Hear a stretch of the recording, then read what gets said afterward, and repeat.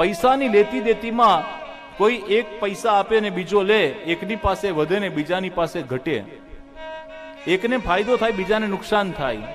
ફક્ત વિચારો એક એવી વસ્તુ છે કે જેમાં બંનેની વૃદ્ધિ થાય. તમારી પાસે પહેલેથી 2 વિચાર હતા, એમાં ત્રીજો બીજાનો ઉમેર્યો એટલે 2 ના 1 3 વિચાર થયા. પેલાની પાસે પણ 2 વિચાર હતા અને તમારા 2 વિચાર જાણે એટલે એના પણ 4 થયા. સારા વિચારોની આપલેથી બંનેની વૃદ્ધિ થાય છે. અને આ સારા વિચારો આવે ક્યાંથી? સારા વિચારો ગ્રંથમાંથી મળે, સંત પાસેથી મળે, સત્સંગ પાસેથી મળે. સારા પુસ્તકો એ જીવતા દેવ પ્રતિમા સ્વરૂપ છે. એની આરાધનાથી તરત જ જીવનમાં પ્રકાશ ફેલાય છે. અને એટલા માટે પુસ્તકોની બહુ જરૂર છે. પુસ્તકો ઓછા થયા અને ઘરમાં જેટલા મેમ્બર એટલા દરેકના 2 મોબાઈલ થયા. 2 મોબાઈલ અથવા 1 મોબાઈલમાં 2 કાર્ડ. ખરેખર પુસ્તક હોવા જોઈએ.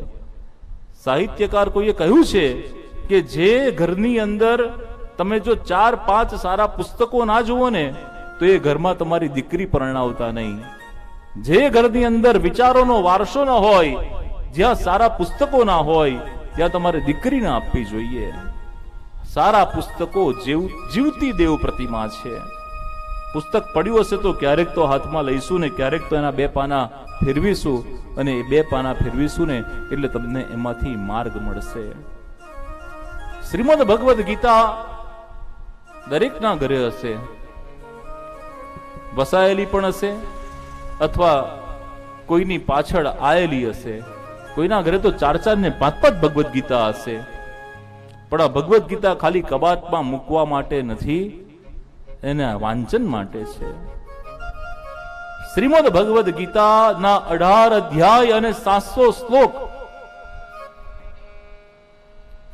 શ્રીમદ ભગવદ ગીતા પાર્ટ ઓફ મહાભારત અને શ્રીમદ ભાગવત એ ઇન્ડિવિજ્યુઅલ મહાપુરાણ. ગીતાનો અને ભાગવતનો ભેદ પણ ઘણા જાણતા નથી. As a Sanatani, as a Hindu, આપણે ગીતા એ મહાભારતનો પાર્ટ છે. અને મહાભારતના યુદ્ધમાં ગીતાજી લાઈવ સંજય કહી નથી. જે દિવસે ભીષ્મ પિતામહ મહાભારતના 10મા દિવસે બાણસૈયા ઉપર અર્જુને એમને સુવડાવ્યા, એ દિવસે ધૃતરાષ્ટ્ર ભયભીત થયો છે. અને 10મા દિવસે સંજયને પૂછ્યું છે કે મહાભારતના યુદ્ધમાં શું થયું. અને ત્યારે સંજય 10 દિવસ પૂર્વે જે ઘટના ઘટી એ રિવાઇન્ડ કરી અને કહે છે. એટલે ગીતા ઓલરેડી કહેવાઈ ગઈ છે, પરંતુ ધૃતરાષ્ટ્ર ક્યારે જાણે છે? 10મા દિવસે. 10મા દિવસે શ્રીમદ ભગવદ ગીતા સંજય ધૃતરાષ્ટ્રને કહે છે. આ ગીતાજી દરેકના ઘરમાં છે.